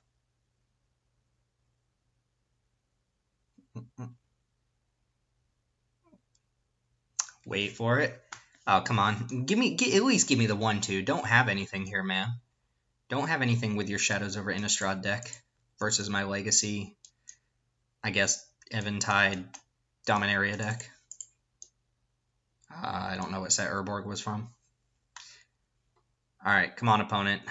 Come on, you can let me have this. I deserve it. I lost 2 games. Oh, I love this token so much. I don't really love the new art on Dark Depths, though, to be honest, compared to the old art. Not that it's bad.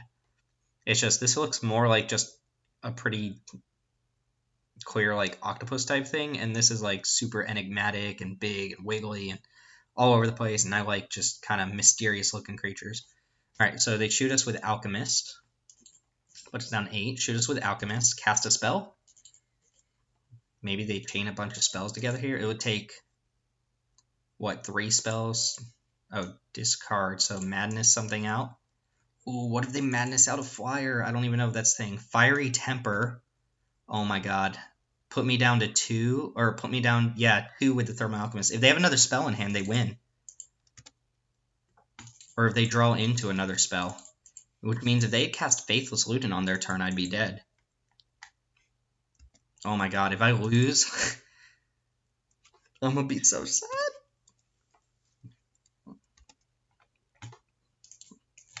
They need an instant speed spell here, though. And it can't have Madness.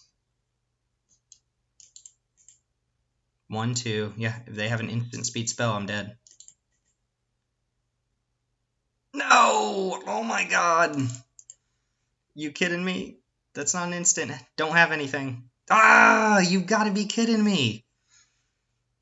My gosh. That's so annoying. Alright, we have to play another game. Oh, Jesus. Of course they had 2 spells. Why'd they take them so long to figure that out? It seems pretty obvious. Deal lethal damage, right? Alright, probably want another 3-1. Ah, they have a stupid 3-5. Maybe my deck sucks and I'm just not aware of it. Mad Prophet seems a little bit worse here. Roland Templar seemed pretty bad. Alright, just bring in another 3-1. God, they had it.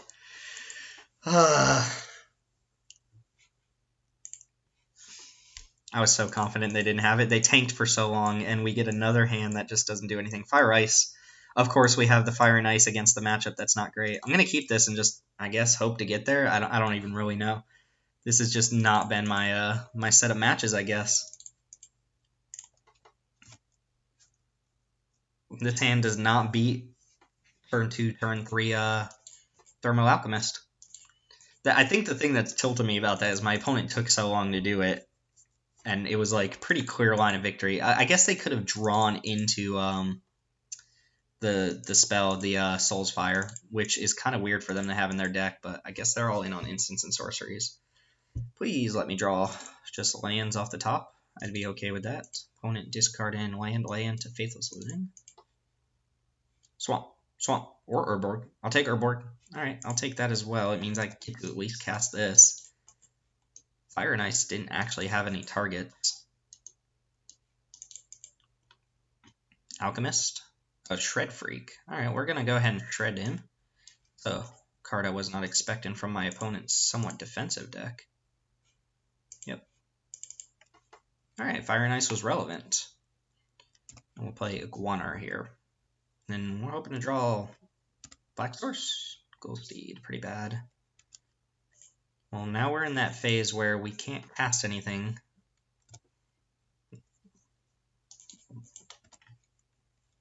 Faithless Looting probably would have been really good in my deck. Would be pretty good here. Draw any land, get to Faithless Looting, cast a Reckless Worm. It's almost like you're not even discarding cards. That's the key to Faithless Looting, turning the discard into a benefit. Playing it as just a card is not particularly great. I like Flashback Faithless Looting now. These are digging for stuff. They're going to have 5 cards in hand. Probably not filling up the graveyard, but this takes away a potential Madness outlet. Wow, they flooded hard, which means they're probably going to be drawing spells, and we're going to draw nothing. Can't cast a single spell in my hand.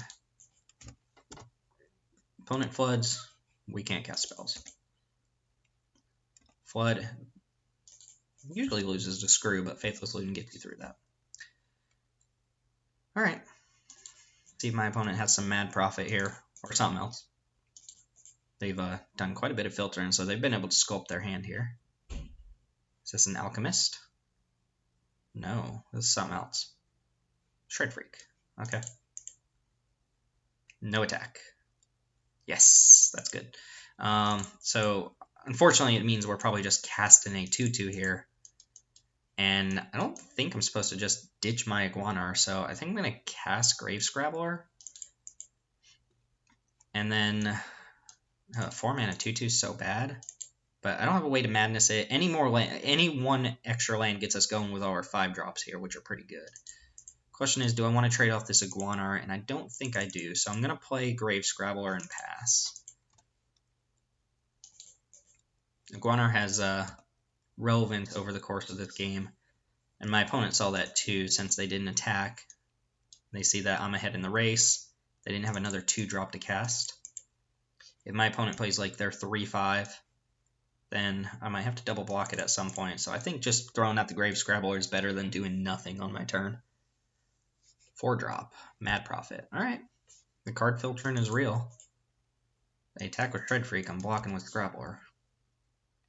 I don't think they're going to attack with Shred Freak since they lose 2 life.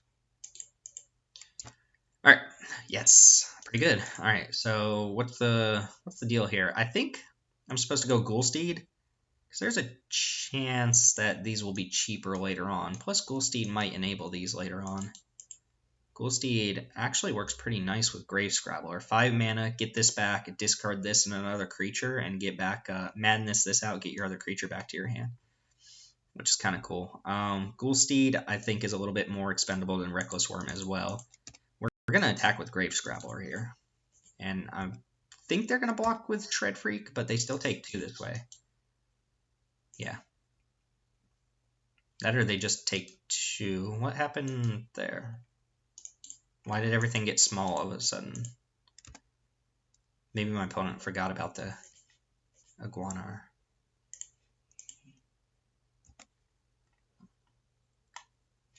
Yeah. Oh my god, stupid May ability. Alright, let's run out Ghoulsteed. We're in damage. Okay. Well, let's run out Ghoulsteed. Seems pretty good against my opponent. And then run it back. I cannot believe we had a Marit Lage attacking for lethal and our opponent killed us on the stack. Just incredible. Like, props to the opponent. Like, that was well played. I just don't understand why it took so long for them to get to that point. It's like, I think the thing might have been they didn't have the second spell in hand. So the Soul's Fire that killed us, I think, might have been their draw off Madness or Mad Prophet, and they were just trying to figure out if there was a way to kill us with the Fiery Temper or to concede and not show us the Fiery Temper. That might have been it. Rogue's Passage, the land drop from the opponent. Should know this one, Alex. Do you know what this card does? Yeah, I'm talking to you, Alex. Do you have to read this one for the audience, Alex? Says I don't explain cards enough, which I've been trying to do a little bit more, especially in a set like this where people may not know the cards, and honestly, I might not know the cards. Granted, I think everything in my deck is a card I know. I know Rakdos Shred Freak.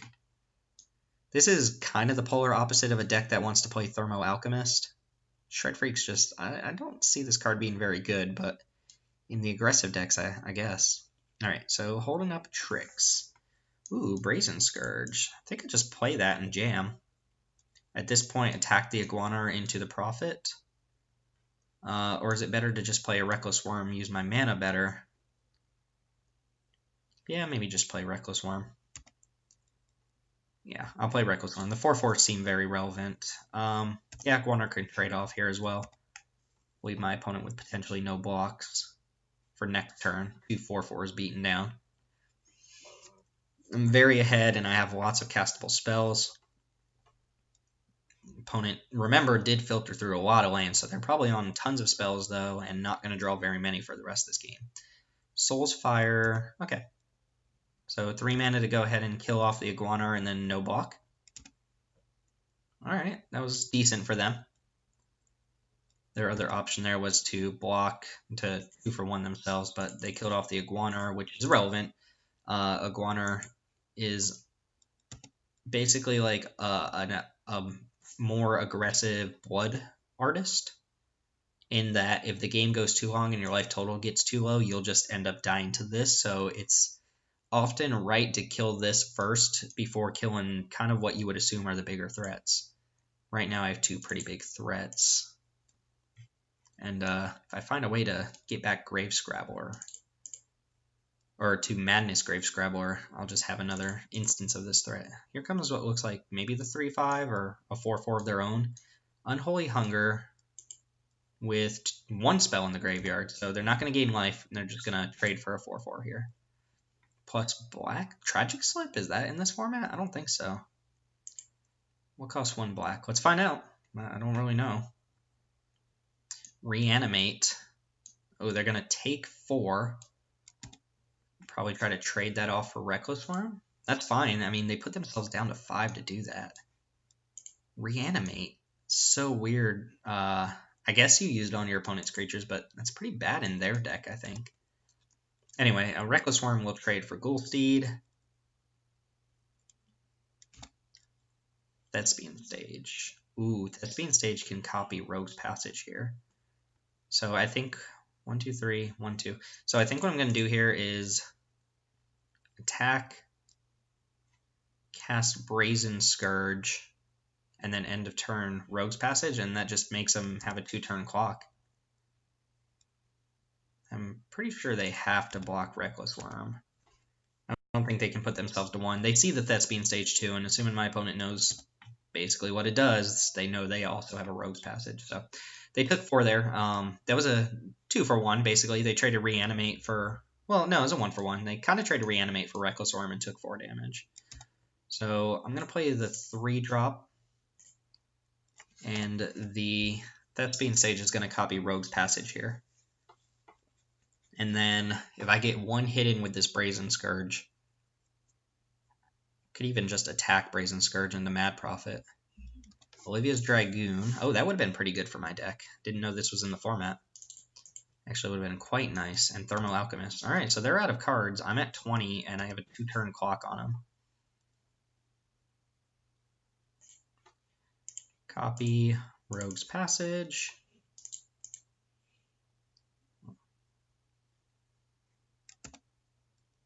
Mountain. I'm going to play that. And then just make this unblockable. No. Alright, get in there, Scourge. So they have to draw removal next turn, and even if they do, I'm not in that much trouble.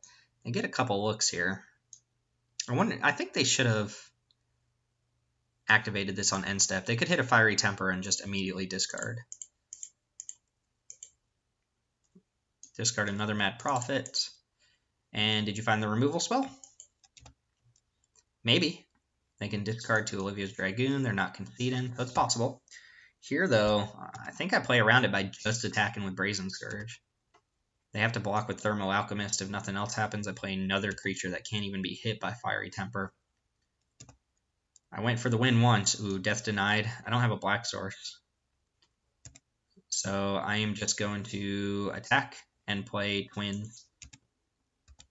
I don't think I'm in any fear of dying on their turn. So if they drew the Fiery Temper or a way to kill this Brazen Scourge, then yeah, I'm giving them out to draw another card here, but I think I'm still pretty far in the driver's seat. Any creature, even Grave Scrabbler, is lethal against them. Alright. Alright, looks like they didn't have the Fiery Temper. Ooh, they drew something. Ah, Last Gasp. See? Worked out in my favor here to not use that Rogue's Passage, because now I get to put another lethal creature on top. My opponent gets 2 more cracks at a removal spell, or I guess like a destroy target land effect, which there probably aren't much of. This one is almost certainly getting Rogue's Passage. There are not a lot of ways for my opponent to kill me with, I guess I tapped too many. I do not think they're going to be able to kill the 3/5. Last Gasp would save them, because it would shrink it down to 0 power. And opponent deciding whether to discard for Mad Prophet. Yep. Ulamog's Crusher. Well, that's exactly why we didn't put a Artisan of Kozilek in our deck, because These cards are too hard to cast. Really, like double Shred Freak, Ulamog's Crusher. The art is sweet.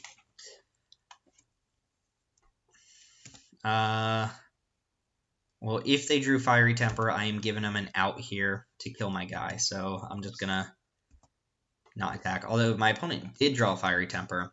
It's kind of absurd that my opponent hit Last Gasp Fiery Temper. We're gonna go for it. I don't think they have a way to kill my thing. A Last Gasp would do the trick.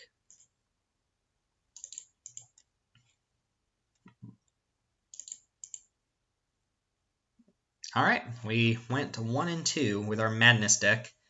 Not amazing, but we got to attack with a Marit Lage once, which didn't win us the game. Well, I guess our first round opponent conceded, and we lost to some aggro decks, so we got to see at least a couple of the decks in this format. Mostly just aggro decks and Madness decks, and the aura seemed pretty good, basically against my deck, but we didn't see any blue. Not sure how that plays out. I think it's more graveyard themed, but we saw enough to kind of get a little bit of a taste of the format, even though it wasn't the most exciting and there were some pretty non-matches in there or non-games. So that's going to go ahead and do it for us. I hope that was enjoyable. I mean, I enjoyed playing the matches, even though I got crushed in the first two. And I think those games could have gone a little different with slightly better opening hands, or maybe I could have drafted a little bit differently depending on what I saw in those packs. I'd go back and watch my draft and see kind of what I missed out on. Like playing the Wild Mongrel would have been pretty good, or having, 2 or 3 drop Madness creatures rather than Mad Prophet, or discard outlets rather than just Mad Prophet, like a 4-drop. Because if you're casting Reckless Worm for its Madness cost on turn 5, that's not as exciting. So be on the lookout, I guess, for Olivia's Dragoon, Wild Mongrel, stuff like that, so that you can discard a little bit earlier, get the beats on a little bit earlier. But I think our deck was sweet, and we're not going to harp on it. You saw the matches if you're listening to this. So, as always, remember to like, comment, and subscribe. My name is Timothy here with Mana Rocks. Thank you for watching, and I will see you all next time.